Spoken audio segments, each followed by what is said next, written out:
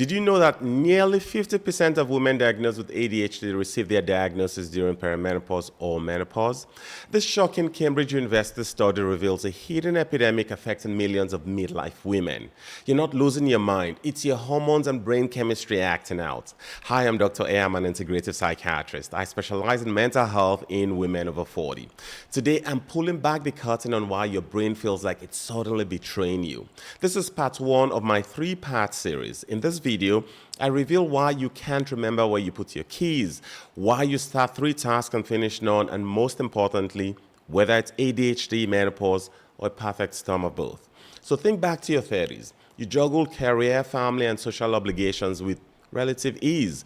Your mental to-do list stayed organized, you finished what you started, but now you walk into rooms and forget why. You start the laundry, half load the dishwasher, then wander off to reorganize your closets, leaving everything unfinished. Your brain feels like it's running 15 browser tabs simultaneously and they're all freezing up. One of my patients, Sarah, a 47-year-old marketing executive, described it perfectly. I used to pride myself on my memory. Now I can't even remember my own phone number sometimes. I feel like I'm losing pieces of myself daily.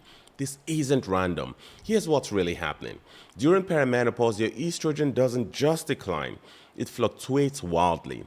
And estrogen isn't just about reproduction. It's your brain's CEO directly regulating 3 critical neurotransmitters: dopamine for motivation, focus, and drive, serotonin for mood and emotional regulation, acetylcholine for learning and memory. When estrogen plummets, your executive function, your brain's ability to plan, focus, and remember things, takes a direct hit. A study in Nature Reviews Neuroscience confirmed that estrogen enhances dopamine function in a part of the brain known as the prefrontal cortex. When that estrogen disappears, your brain's focus system gets unplugged. Think of it this way. If your brain is a symphony orchestra, estrogen is the conductor. Even the most talented musicians struggle to stay in harmony when the conductor steps away. The music, your thoughts, memories, and focus becomes disjointed and chaotic. Now, if you already have undiagnosed ADHD, this hormonal drop is like removing the last support beam from a shaky structure. Having ADHD while in perimenopause with declining estrogen is a double burden. Imagine trying to run a marathon while carrying a backpack full of bricks, wearing foggy glasses, and listening to 3 podcasts simultaneously. That's what life feels like with ADHD during menopause. You're not just dealing with hot flashes, you're battling mental static so intense it feels like your brain is wading through quicksand. The Journal of Women's Health published a study showing women with ADHD reported dramatically worse symptoms during perimenopause, especially in attention, memory, and task completion. Many women report that their ADHD symptoms became significantly more problematic during this transition. And sleep disruption, one of menopause's hallmarks, pours gasoline on this fire. You wake up at 3 a.m., drenched in sweat, heart pounding, thoughts racing, then try to function the next day on 4 hours of broken sleep. For women with ADHD tendencies, this creates massive drops in focus and emotional regulation. Research from the Sleep Medicine Clinic's journal shows that poor sleep amplifies ADHD symptoms significantly, creating a vicious cycle where hormonal changes disrupt sleep, which worsens ADHD symptoms, which further impacts sleep quality. One disruption feeds the other. It's a vicious cycle that leaves you feeling broken. Here's where diagnosis gets tricky. Menopause and ADHD share many symptoms. Brain fog, forgetfulness, and trouble concentrating can stem from either condition. Dr. Patricia Quinn, a leading researcher in women's ADHD, calls this the perfect neurological storm, when hormonal fluctuations unmask or exacerbate underlying attention issues that women have compensated for their entire lives. Ask yourself these questions. Have I struggled with focus or organization since childhood, even if I masked it well? Do I often feel behind or mentally cluttered despite appearing high functioning? Are these symptoms disrupting my life more than seems normal for midlife?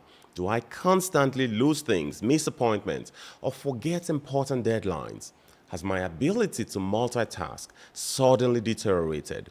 If you're nodding yes, you're not alone. You may have had ADHD for years, only now it's finally impossible to hide. But why wasn't it caught earlier? Here's the thing, girls with ADHD often present differently than boys. While boys might bounce off walls, girls tend to daydream, overthink, or hyperfocus. They're not disruptive, they're disconnected. Studies show boys are diagnosed with ADHD at twice the rate of girls. The result?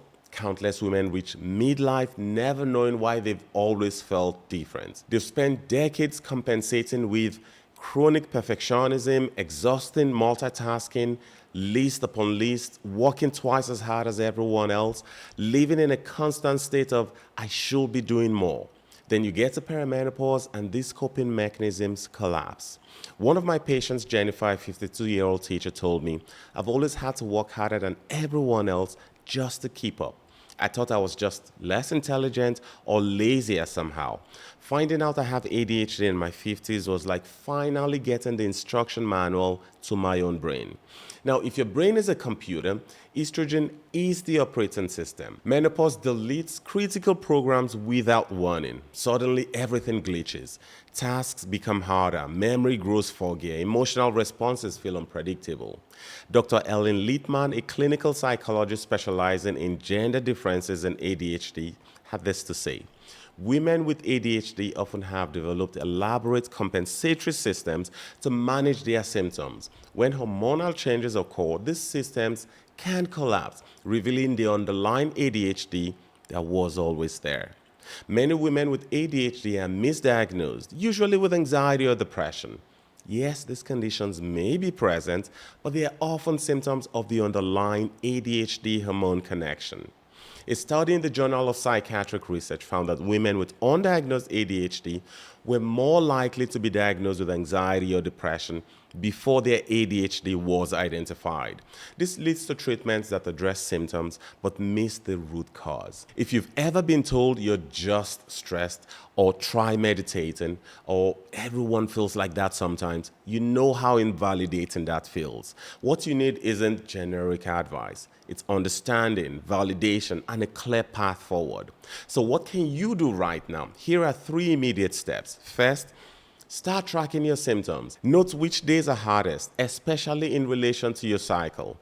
Ask your doctor for comprehensive lab work, not just basic labs, but also thyroid, estradiol, progesterone, DHEA, testosterone, vitamin B12, vitamin D, and iron.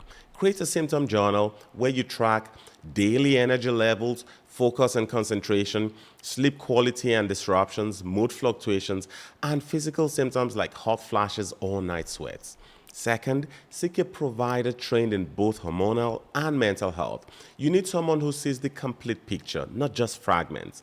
Unfortunately, our healthcare system often separates mental health from hormonal and metabolic health, leaving women caught in the middle. Third, join supportive communities of women experiencing the same challenges. I've created Reset, a focused community for women over 40 navigating these issues. The link is in the description below. Connection with others who understand your experience isn't just comforting, it's healing. Research in the Journal of Women's Health shows that social support significantly improves outcomes for women dealing with both ADHD and menopausal symptoms. Remember that you're not broken. What you're experiencing has biological roots and biological solutions. This isn't about willpower or organization systems. It's about understanding and supporting your changing brain chemistry. In part 2 of this series, I'll share the exact protocol I use with my patients to restore mental clarity and focus. Let me know in the comments which ADHD symptoms you struggle with the most.